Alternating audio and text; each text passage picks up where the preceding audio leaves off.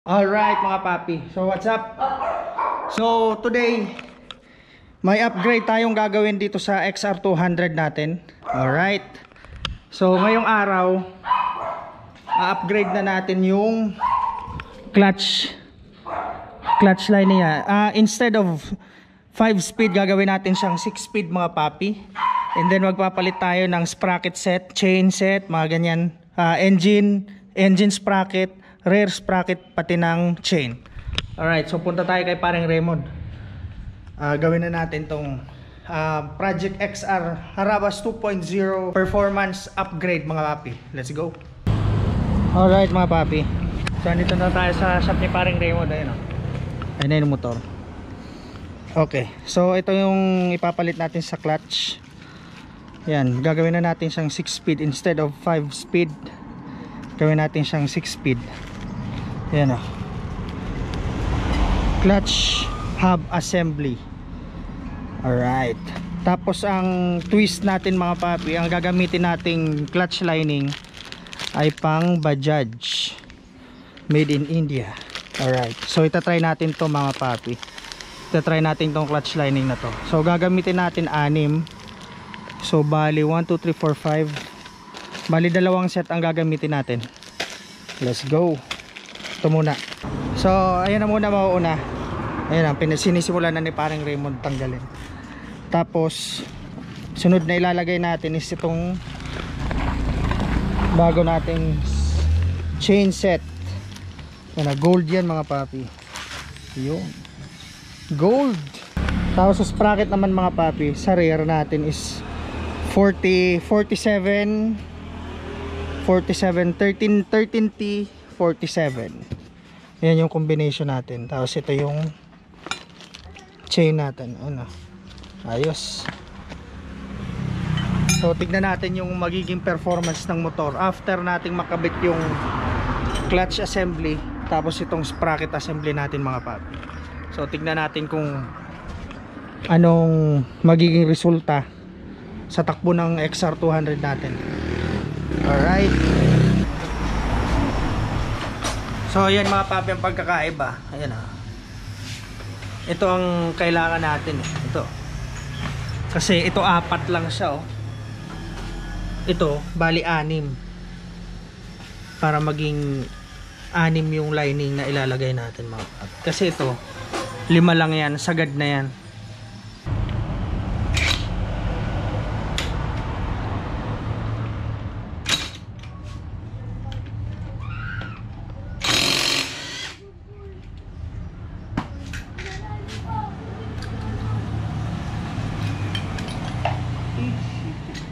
Nahulog pa.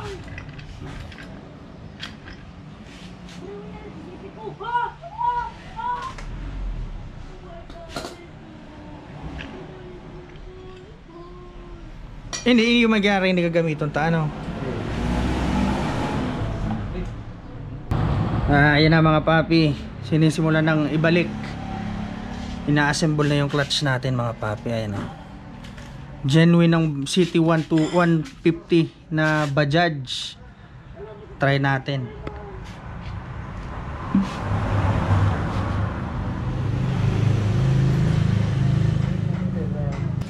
Ayan na mga papi, nakakabit na. Right.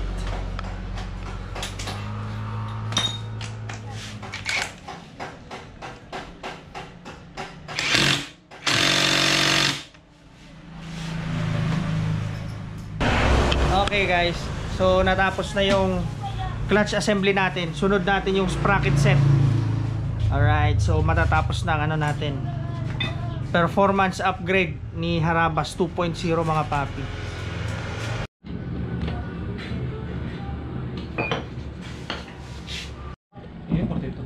Stuck yan.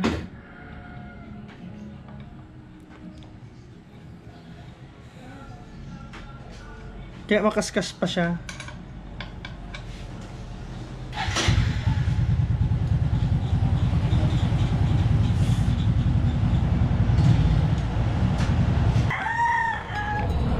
Ay, nakulaman talaga. Ay. So ikakabit na mga papi yung ano natin, bagong sprocket.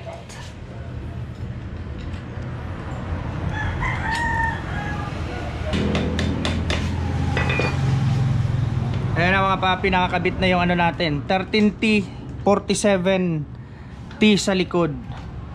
Tapos gold chain.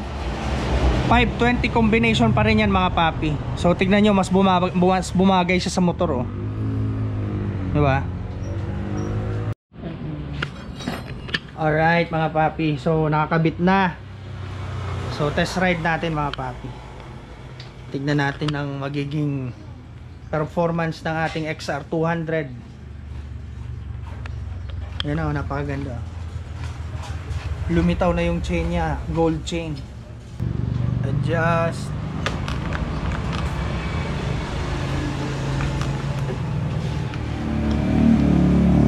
Sagad na yan.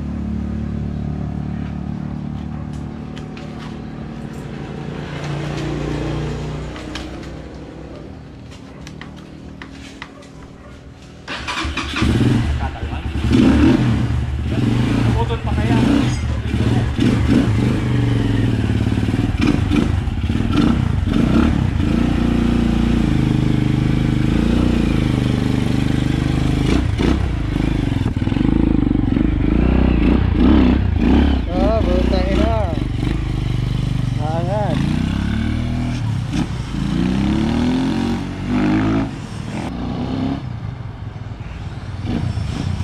Ano?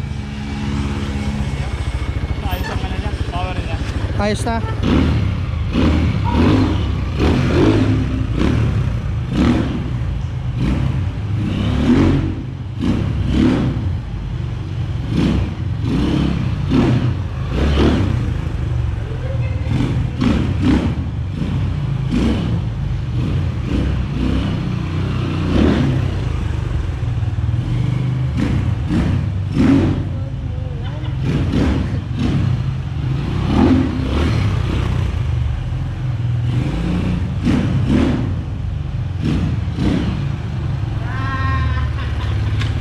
Alright mga papi.